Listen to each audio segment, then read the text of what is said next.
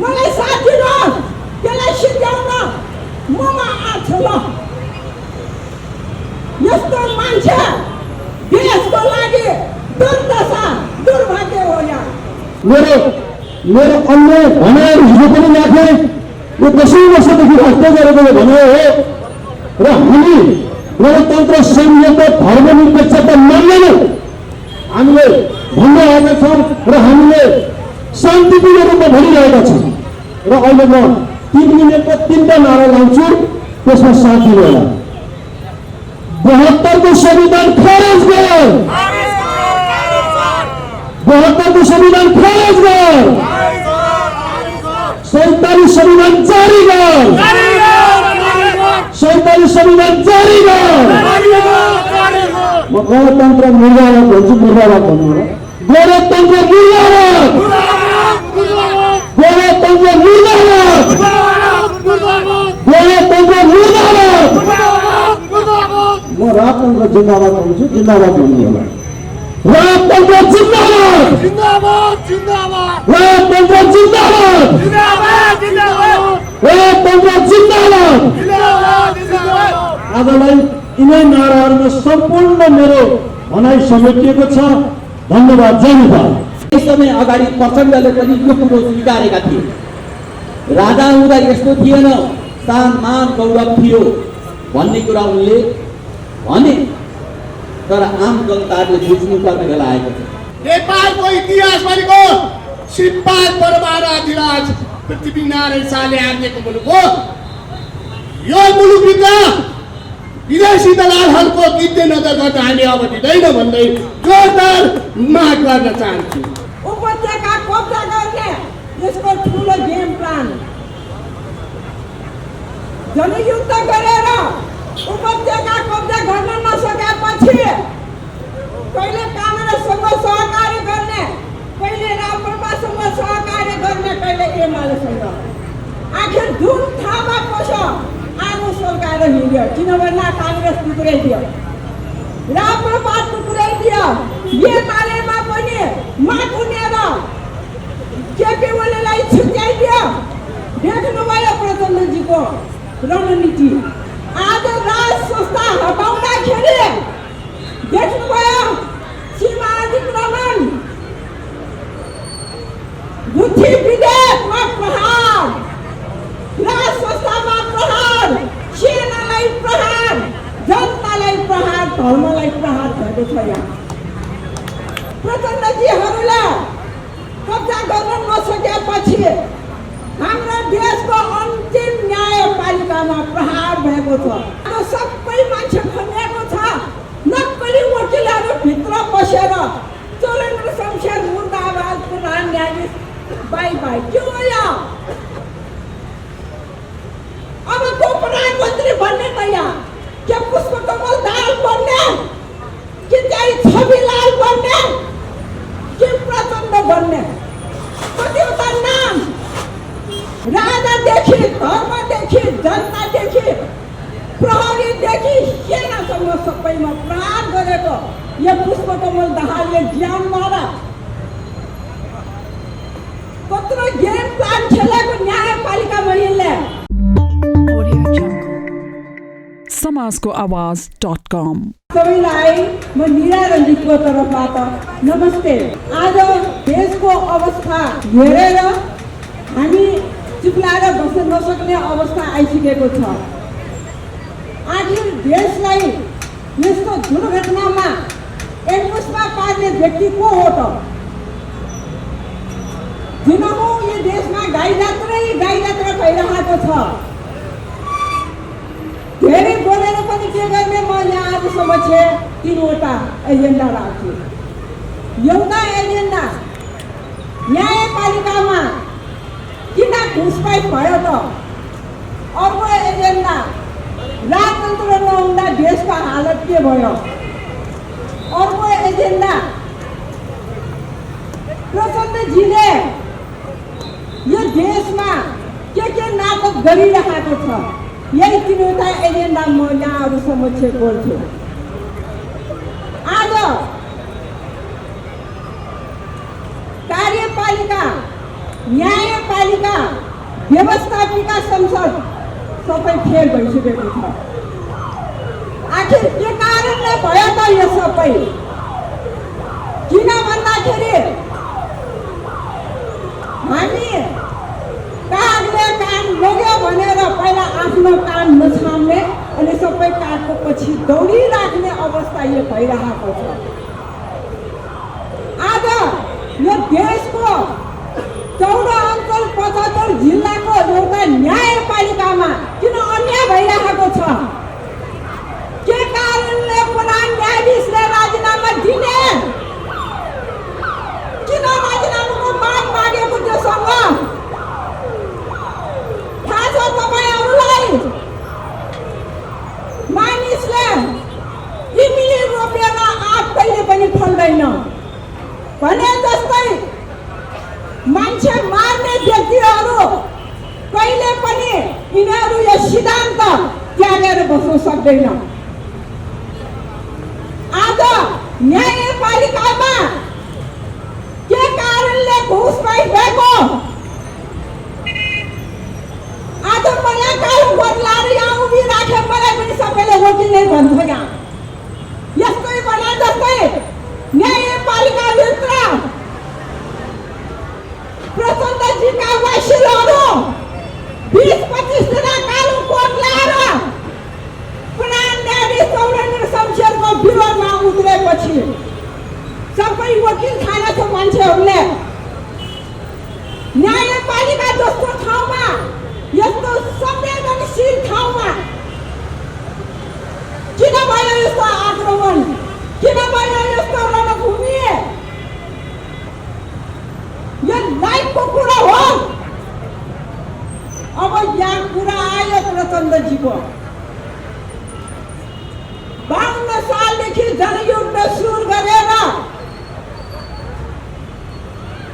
जिल्लामा गरिबहरू सबलाई लखेटेर जिल्ला कब्जा गरेर अन्तमा आएर उपत्यका कब्जा गर्ने यसको ठुलो गेम प्लान। जनयुद्ध गरेर उपत्यका कब्जा गर्न नसकेपछि कहिले काङ्ग्रेससँग सहकार्य गर्ने, कहिले राप्रपासँग सहकार्य गर्ने, कहिले एमालेसँग। आखिर जुन ठाउँमा पस्यो आगो सल्काएर हिँड्यो। किनभने काङ्ग्रेस टुक्राइदियो, राप्रपा टुक्राइदियो, एमालेमा पनि माथुनेर केपी ओलीलाई छुट्याइदियो। देख्नुभयो प्रचण्डजीको रणनीति।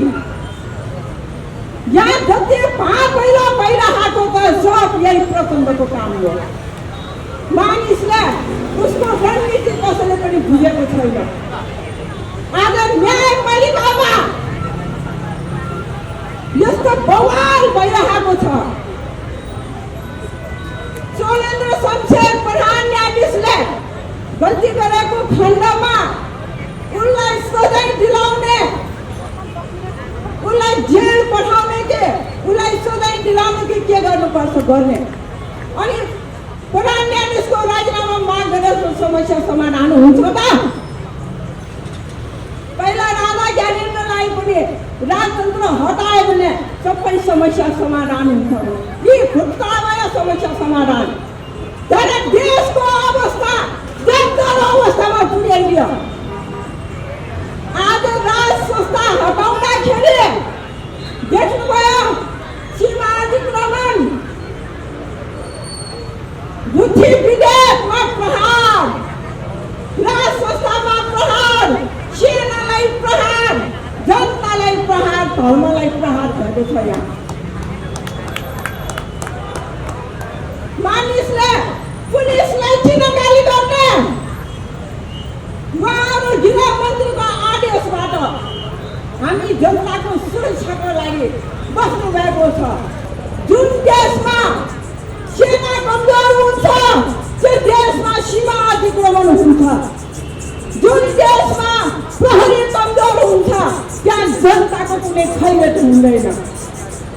प्रहरी भनेको जनताको सुरक्षाको लागि सधैँ बलियो भइराख्नुपर्छ। त्यसकारण यहाँहरूलाई मैले उचालेको होइन, म सही कुरा गर्दैछु। र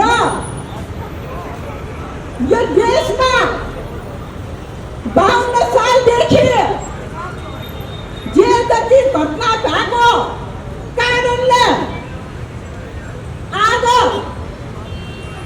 उपत्यकालाई मध्यनजर गर्दै प्रचण्डजीहरूले कब्जा गर्न नसकेपछि हाम्रो देशको अन्तिम न्यायपालिकामा प्रहार भएको छ। यो हामी सहने छैन। किन राजीनामा दिने प्रधान न्यायाधीशले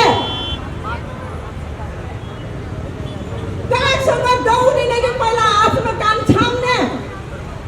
मैले पनि आले नि बच्चाहरूलाई आछी गरेर चाक काटेर छालिदिने कि त्यसलाई चाहिँ के गरेर समस्या समाधान गर्नुपर्छ गर्ने? आज सबै मान्छे खनिएको छ। नक्कली वकिलहरू भित्र बसेर चोरेन्द्र शमशेर मुर्दाबाद प्रधान न्यायाधीश बाई बाई के हो यो? अब को प्रधानमन्त्री बन्ने भैया? के पुष्पकमल दाहाल बन्ने कि चाहिँ छविलाल बन्ने कि प्रचण्ड बन्ने? कतिवटा नाम के प्रचण्डलाई ठेगाना लाउने मान्छे कोही पनि छैन यो देशमा। मलाई साथ दिनुहोस्, त्यसलाई सिध्याउन ममा आछ ल। यस्तो मान्छे देशको लागि दुर्दशा दुर्भाग्य हो यार। मसँग कुरा गर्न आऊ, प्रचण्डलाई म च्यालेन्ज दिन्छु। अब देश बिगार्ने मान्छेलाई यो देशमा राख्नु हुँदैन। यसलाई देशबाट निकाला गर्नुपर्छ। राजादेखि धर्मदेखि जनतादेखि प्रहरीदेखि सेनासम्म सबैमा प्रहार गरेको यो पुष्पकमल दाहालले ज्यानबाट कत्रो गेम प्लान खेलेको न्यायपालिकामा यिनले जनादेशबाट जनताबाट निर्वाचित भएको प्रधानमन्त्रीलाई निकालेर राजाले असक्षम भनेर लात मारेको मान्छेलाई ल्याएर शेरबहादुर देउवाले प्रधानमन्त्री बनाउनु कस्तो देश यो? आखिर यो प्रहार भएको के कारणले? ल तपाईँहरूले भन्नु कसैलाई त थाहा होला। अब सुन्नुहोस्, म भन्छु। मैले अघि नै भनेको छु, इमली रोपेर आम कहिले पनि फल्दैन। प्रचण्डलाई कहिले पनि परिवर्तन गर्न सक्दैन। किन भन्दाखेरि यसलाई इमली रोपेर आम फलाउनमा लागिरहेछ। सबै पार्टीसँग सहकारी गरेर सबैलाई विभाजन गर्दै अन्तमा आएर न्यायपालिकामा यसले प्रहार गरेको छ। आज यो पुष्पकमल दाहाल पनि कति खतरा मान्छे यो। आतङ्ककारीको बिल्ला फिराको मान्छे यो। यस्तो मान्छेले हामीले नेता मान्ने? जनतालाई भोट दिएर जिताएको ठुलो पार्टी भनेर हिँडेको पनि यही हो। अब यसले न्यायपालिकामा जे जति भएको हो त्यो छटाछुल्ल भइसकेको छ। यो नक्कली वकिल भनेर आउने व्यक्ति को हो? यिनीहरूलाई छानबिन गर्ने कि नगर्ने? अनि सबै त्यसैको पछि लाग्ने मान्छे।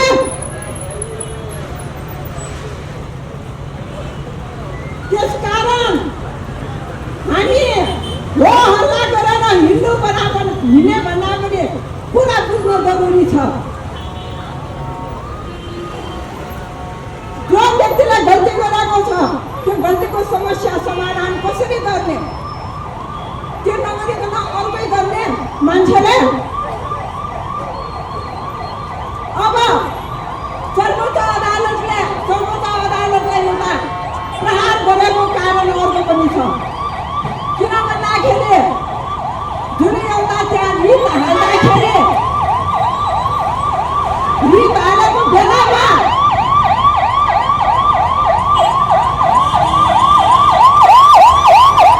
सर्वोच्च अदालतबाट माओवादीलाई माओवादी नै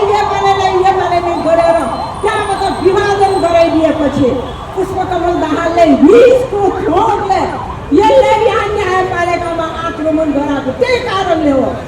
किन भन्दाखेरि यो आँट फलाउन सकेन, यसलाई इम्ली रोपेको इम्ली नै फल्यो यसको। त्यही रिसको झोकलाई यसले त्यहाँ न्यायपालिकामा प्रहार गरेको हो। अब बुझ्नुहोस् तपाईँहरूलाई। यसकारण अब यहाँ बोल्दै गयो भने जति बोले पनि लामो नै भएर जान्छ। अब राजा ज्ञानेन्द्रको विषयमा म केही छिन मात्र म बोल्छु, यहाँ समय छैन। जुन बेला राजा ज्ञानेन्द्रको दुई पटक उनलाई शेरबहादुरलाई प्रधानमन्त्री बनाउँदाखेरि शेरबहादुरले के गरेको थाहा छ तपाईँहरूलाई? चाँदीको किस्तीमा राखेर प्रजातन्त्रको प्रतिवेदन जस्तै गौडले व्यवस्था राजाको घोडामा लगेर सरकार हामीले बाबरी समस्या पनि समाधान गर्न सकेन, जनताको समस्या पनि समाधान गर्न सकेन। त्यसकारण संविधानको धारा 127 प्रयोग गरी बक्सोस् सरकार भनेर राजाको घोडामा प्रजातन्त्र बुझाउने केही शेरबहादुर। अनि राजाले लिएपछि अनि निरङ्कुश राजा रतन पार्कमा अझै पनि त्यो नारीको नाम लिँदैन।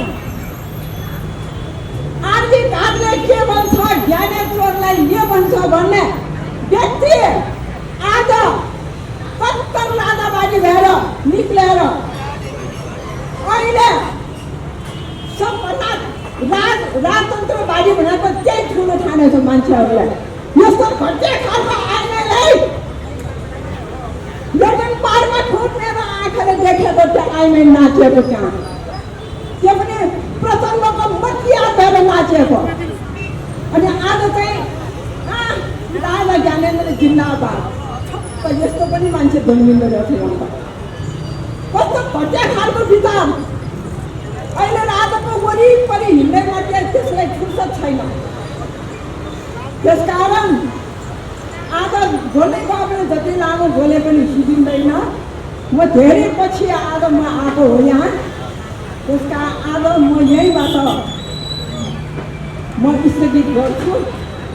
यहाँहरू समक्ष फेरि एकचोटि नमस्ते गरेर म विराम माग्छु।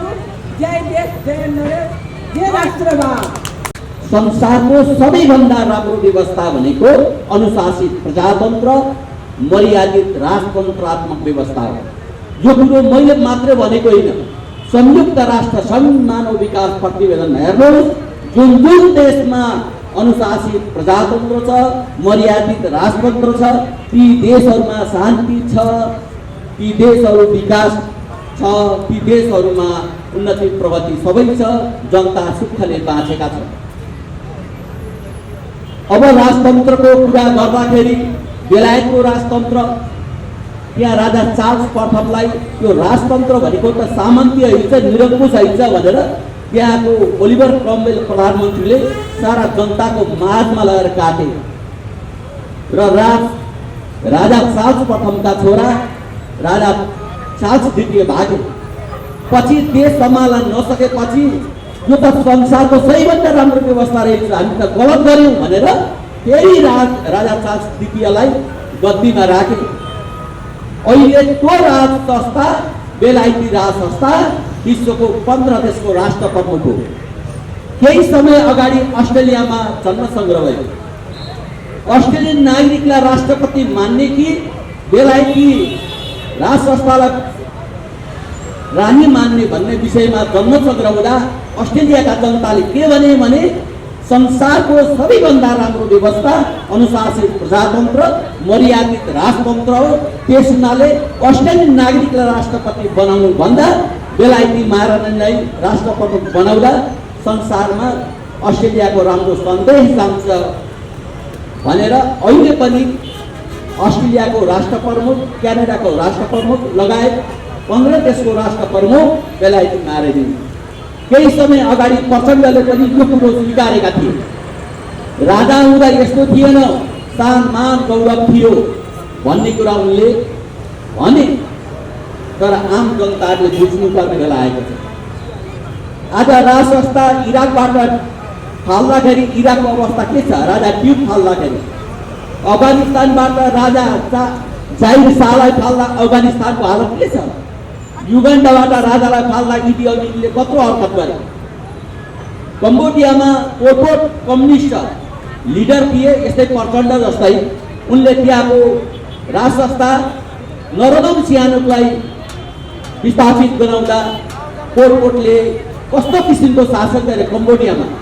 सारा जनताहरू सडकमा आएर हामीलाई राजसंस्था चाहिन्छ, यो पोलपोटको शासन मुर्दाबाद भने पोलपोट भागेर जङ्गलतिर पसे, पानी खान नपाएर मरे भन्ने इतिहासमा छ।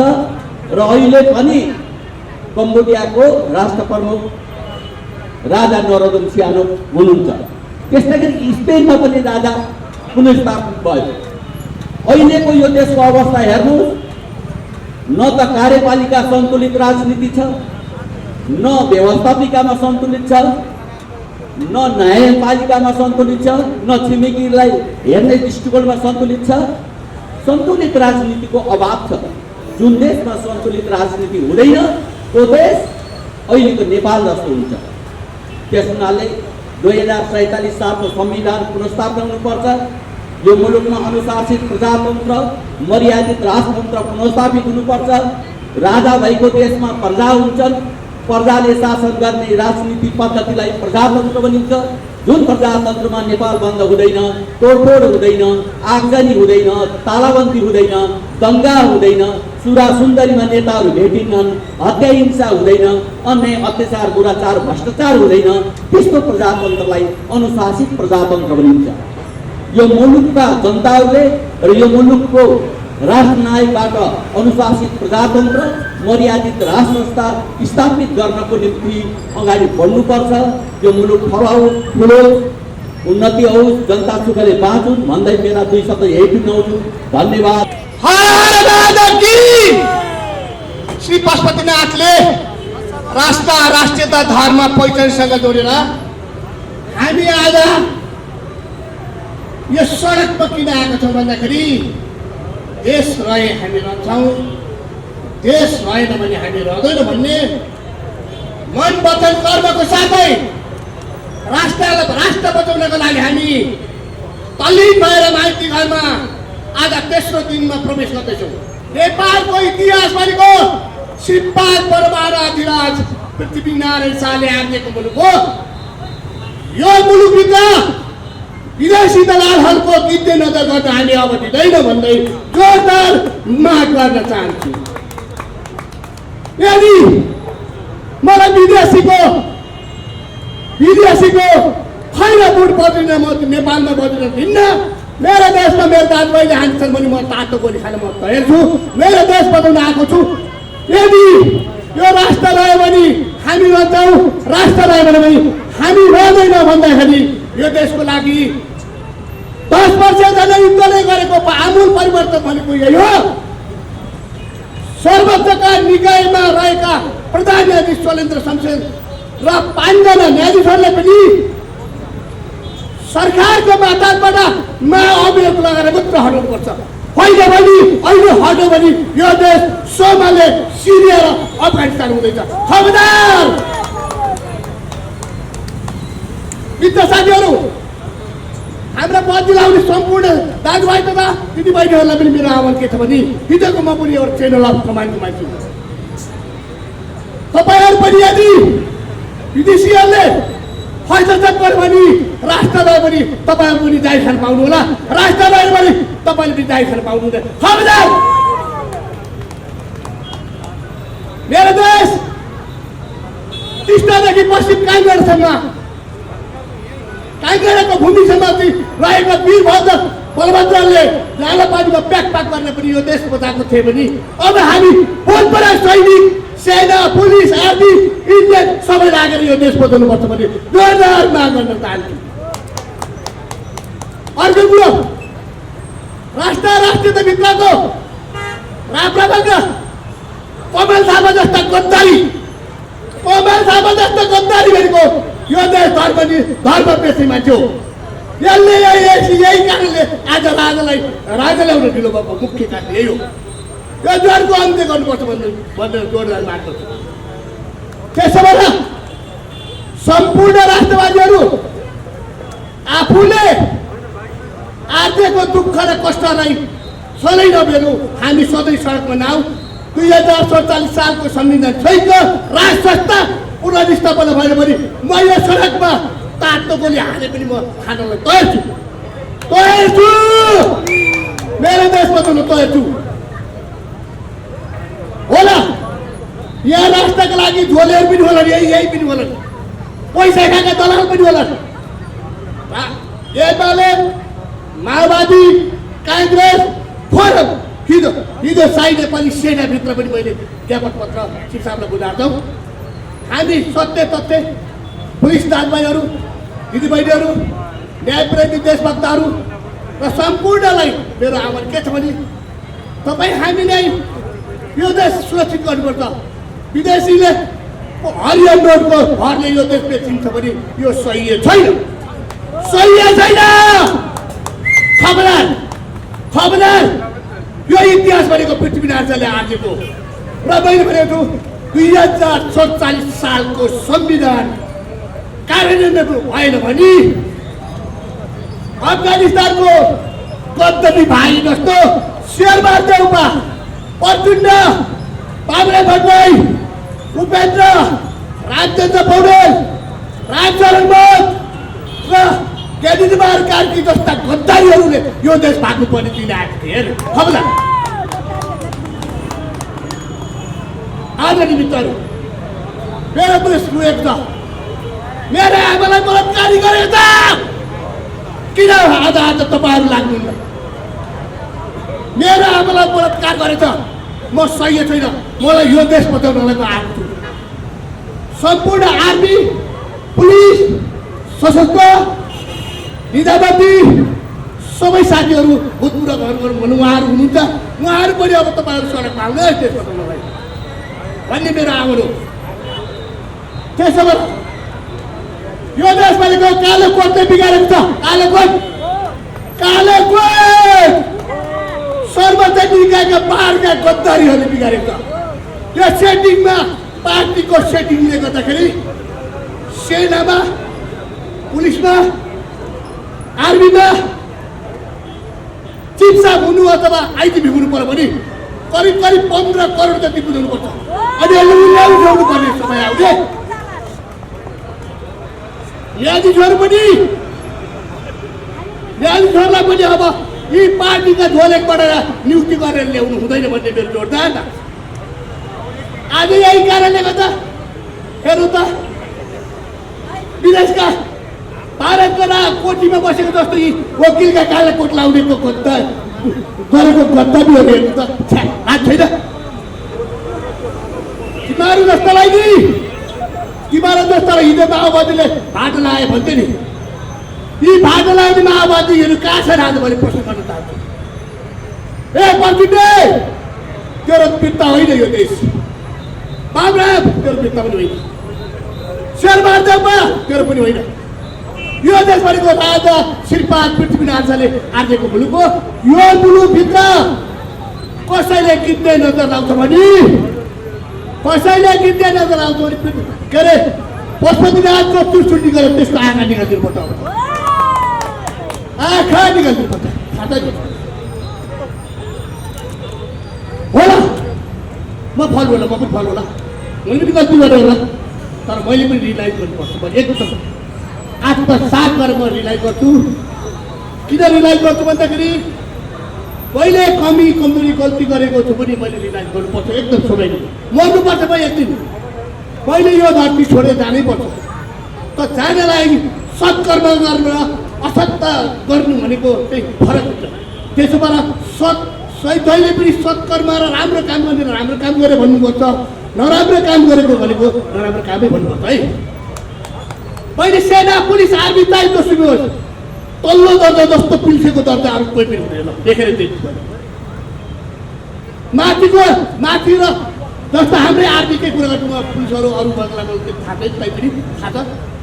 उहाँहरूको हेर्नु, एउटा कर्मचारीले तलब कति हुन्छ एउटा इन्सपेक्टर डिएसपी को हाम्रो आर्मीको जोड्ने 10 सालहरूको कति हुन्छ हद्दै पनि 30-40 हजार हुन्छ त्यसले परिवार छोराछोरी पाल्न सक्छ मेरो पैसन तर यो अहिले हेर्नु भने इन्सपेक्टरदेखि लिएर र हाम्रो जनदेखि लिएर उहाँहरूको घर हेर्नु हो भने राजाको दरबारभन्दा ठुलो छ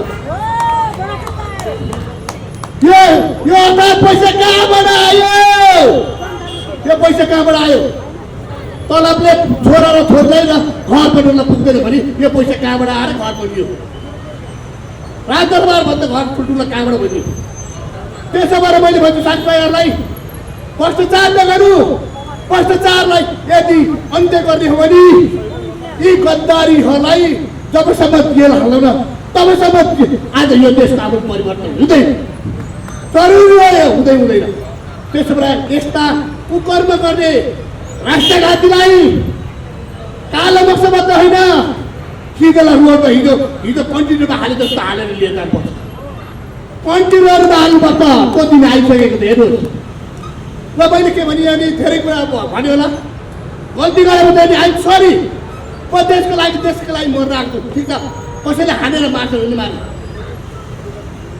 म देशको आमूल परिवर्तन भनेको त्यही हो 47 सालको 2072 सालको संविधान भनेको नि गणतन्त्रले ल्याएको जेलबाट ल्याएको संविधान हो यो संविधान खाली बुझ्नुमा खाली दिनुपर्छ भन्ने माग छ संहिता धर्मनिरपेक्ष र गणतन्त्र जस्तो राष्ट्रघाती यो देशमा काम छैन हामीले केही यी तल्लो निकायदेखि माथिल्लो निकायसम्म हामीले पालेर बस्नुपर्ने हामी गर्दिने यी गद्दारीहरूलाई पालेर बस्ने हामी हो यदि होइन भने यी भ्रष्टाचारको छानबिन गर्ने भने 10 वर्षको बजेट नेपालमा आउँछ यी गद्दारले थुन्ने ठाउँ चाहिँ सुधारको जेलबाट अटेन भने हरेक जेलमा राख्नुपर्ने हुन्छ त्यसो भएर यहाँहरूलाई चाहिँ मैले के भने धेरै कुराहरू भन्यो होला तर यसलाई तपाईँहरूले पनि मूल्य गरिसक्नु भएको छ बुझिसक्नु भएको छ त्यसरी यहाँलाई यति भन्दै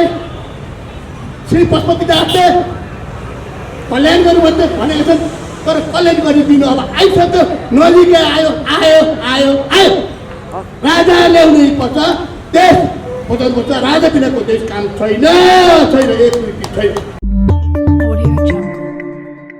समाजको आवाज.com